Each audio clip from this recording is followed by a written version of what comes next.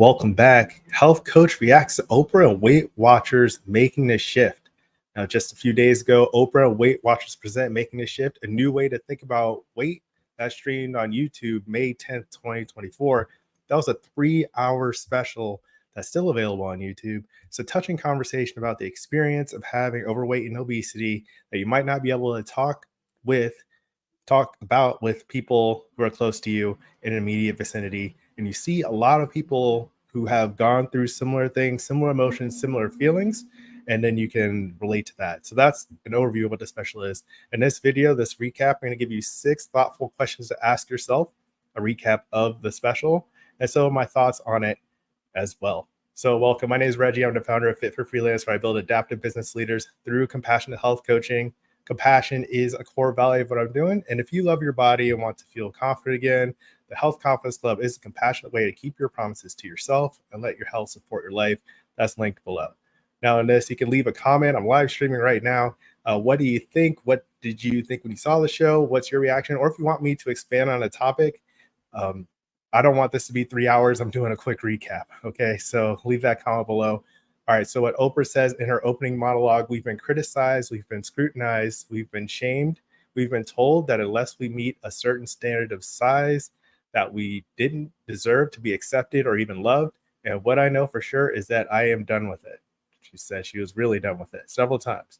She went on to say the purpose of this conversation is to help you be done with it, to get over it for yourself and stop doing the judging for other people, stop judging others for the way they choose to live. She says, I think the way to get past that shame is to start looking at everyone and say, this person is doing the best they know how in any given moment for themselves. And if they are happy with the choices that they are making, you ought to be happy with it too. All right, so click like if that's something you can relate to. What she goes on to say is, I own what I've done and now I want to do better. And this is a big thing that she didn't expressly say in that March special that I also covered, where she was talking about the change in the conversation, but she didn't directly acknowledge that she was like a major factor in diet culture internationally, in like the prime of it during her talk show. So she was really explicit about owning it and doing better, and that's why she's having a second conversation to expand on that topic. She went on to talk about it's not just your choice, it's also your genetics, right? There was, for years, there still is a very pervasive idea that there's like a moral judgment. If you can't make the changes you want for your health, you're not making good choices, you are a bad person. Those kind of moral judgments that come with it. And your choices are only one part of your health outcomes. And also your genetics, your temperament, those kinds of things are big. And I'd like to add that environment is a big factor too. And that comes with years of experience in public health and understanding that there are several things that contribute to your decisions, including your access to decisions, your education, your ability to make changes. Those kinds of things can all have an impact on your decision making. All right. And one other thing she said is thinking that because you can do it, everyone else can do it. That's not necessarily true. A lot of people will say like, "Oh, I just made a few changes here. It's so simple. Why can't you do that?" Or you can't do the same things that I accomplished because you are lazy. Is something that you might hear when you're trying to make these changes for yourself. So it's important to bring that context back and understand it's not just your choices, it's your genetics and other things that contribute. In this episode, we also got a direct apology from the Weight Watchers CEO, Sima Sistani. She was close to apologizing. She said things like, we are changing the message that we're sending from the company Weight Watchers. But overall, she apologized directly because they were also a huge factor in how people perceive themselves, feeling like they didn't deserve the life that they want because for any number of reasons, they weren't able to maintain the changes that they thought would be very easy to go for.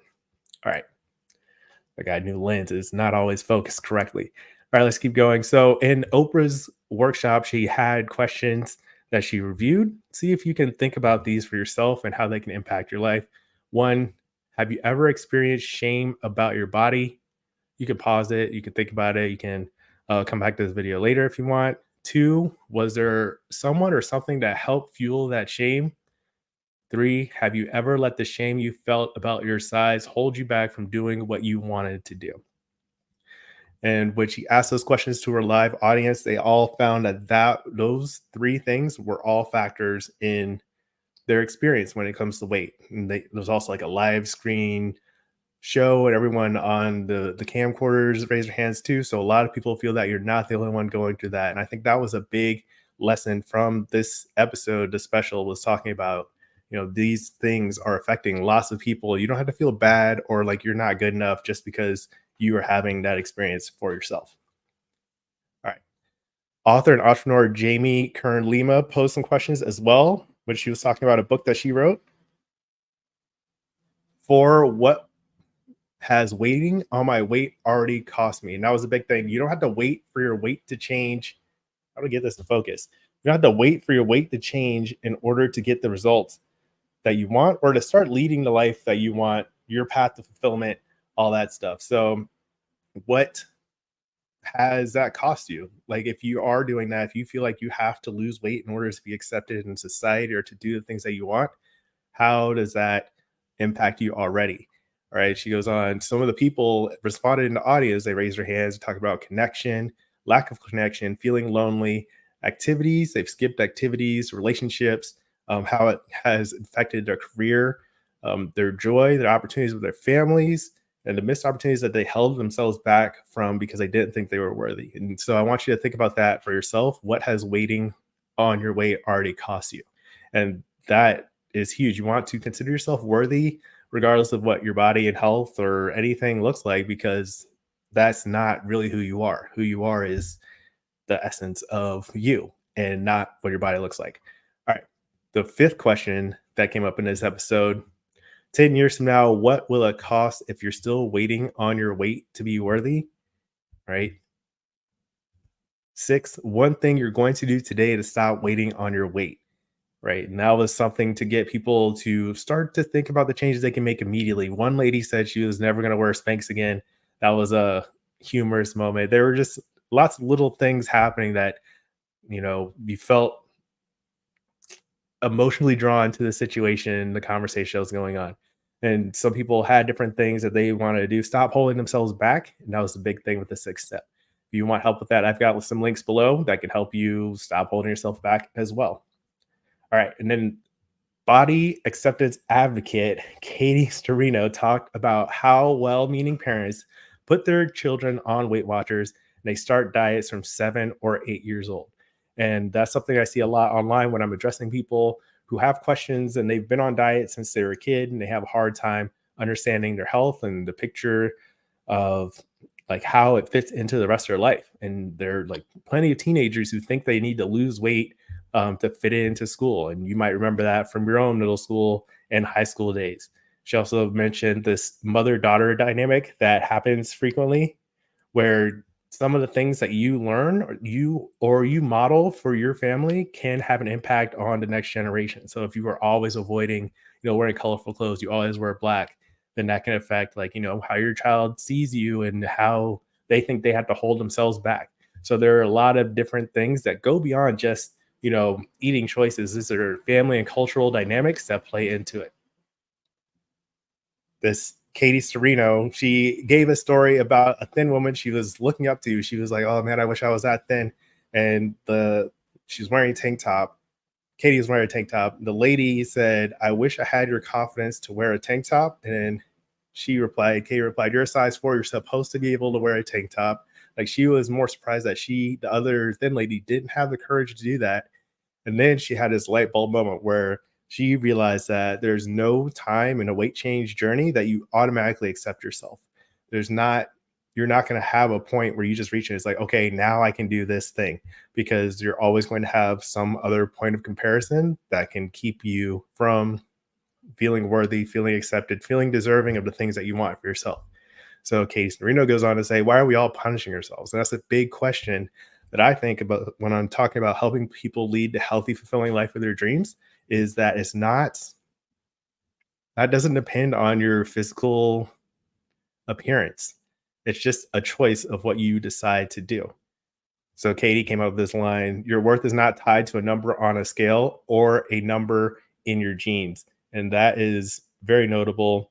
It's something I talk about sometimes on his channel when you're talking about trying on clothes or doing anything. Those clothes aren't you. And I've said that a few different ways, but think about this: your worth is not tied to a number on the scale or a number in your jeans. Also, in this special, she recapped how weight loss and diet culture started, starting with Twiggy from 1960s. Um, Magazine ads, fad diets, aerobic fads, Biggest Loser, different things that happen at different phases. And these are culturally ingrained.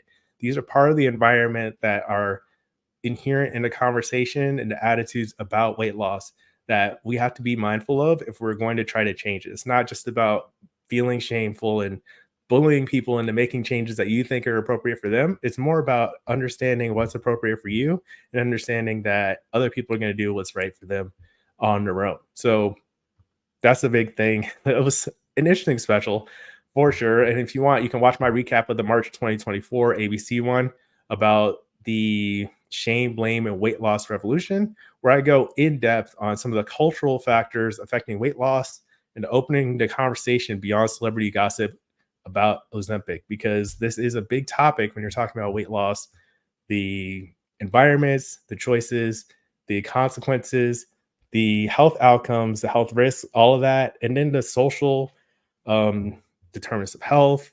Feeling fulfillment is a big thing too. It's not just about being lighter and thinking that your life is going to be fixed. It's about doing the things that you want to do for your life without necessarily all or nothing diets, restrictive plans, feeling guilty, feeling shamed. It's about doing more of what you want for yourself and what makes you feel good, and how your health supports your life so you can lead the healthy, fulfilling life of your dreams.